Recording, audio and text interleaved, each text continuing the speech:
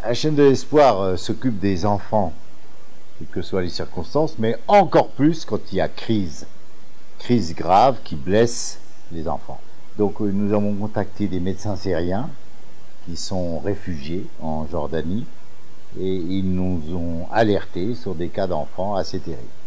Alors la sélection est d'ordre médical.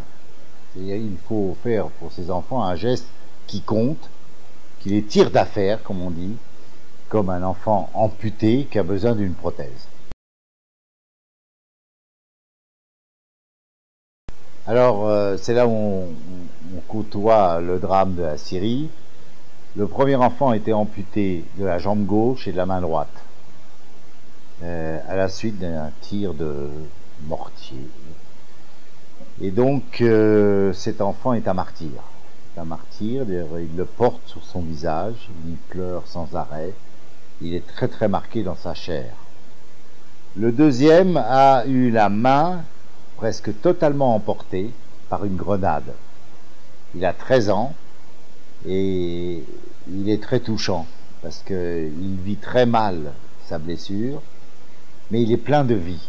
Le troisième, c'est un peu particulier, c'est un enfant qui a une maladie de cœur de naissance, assez grave, et on a pensé que c'était utile pour lui de le faire venir parce qu'il est aussi en danger. Donc voilà ces trois enfants qui sont presque un échantillon des enfants de Syrie, comme l'on dit, les enfants victimes de tout. Je pourrais dire qu'ils sont presque sur le départ. Le petit enfant amputé marche avec sa prothèse, je dirais presque qu'il court.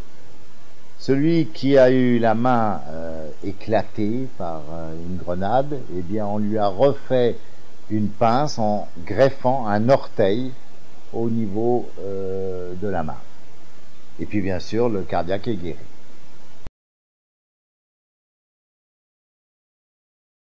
Alors nous avons ce qu'on appelle une liste d'attente, une trentaine d'enfants, et nous allons faire entre guillemets une sélection pour prendre en charge en France les plus gravement atteints.